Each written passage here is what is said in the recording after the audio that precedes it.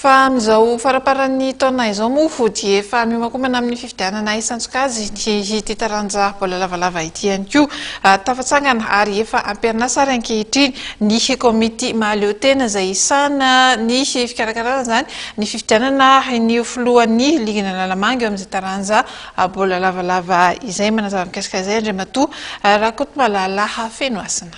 Mahakasika ny fifidianana moa zany araka ny nambaranao teo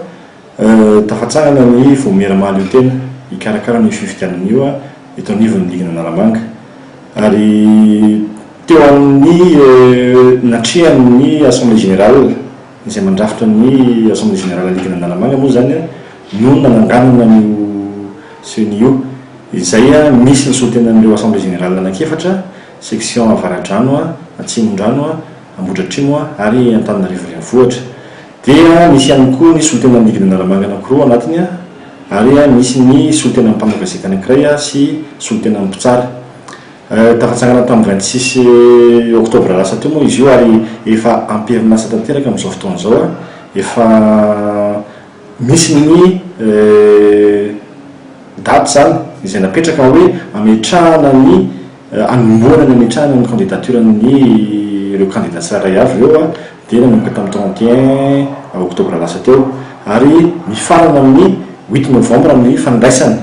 amin'ireo taratasy ireo zany ireo taratasy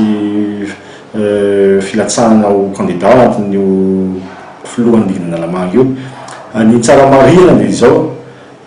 misy zara maromaro zay tsy maintsy ho fantarina hoe inona avy ny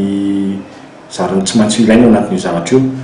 raha hirotsaka ianao tsy maintsy manana certificat de résidence latsaky ny telo volana zany misy ihany koa ny photocopie anakara-panondro légalisé dia mitondra sary tapaka anakefatra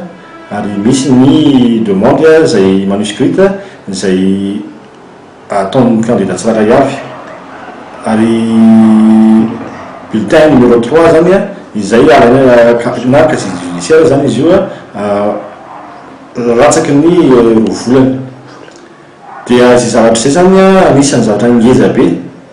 tsy maintsy ho fantatry ny tsirairay fa nampiavaka an'ity fifidianana an'ity koa izay tsy maintsy misy ny caution ataon'ny candidat tsirairay avy 1 million d'ariary mba ahafahan'ny CENI zany miara-miasa manao ny asany ary misy mametraka amin'ny fanontaniana atao inona moa io volo io zany mba ahafahan'ny CENI mikarakara sy mandrindra ny fifidianana madio sy mangarahara ary ny fanambo amin'ny ty komity maleo tena manokana ity zany dia hoe fifidianana madio sy mangarahara ary tena miavaka amin'izay fifidianana nisy teo amin'ny tontolon'ny bibia teto Analamanga ny ataon'ny CENI amin'ity satria azo lazaina fa isy zavatra maromaro ho karakaraina anatin'izay zavatra izay ampiavaka anazy.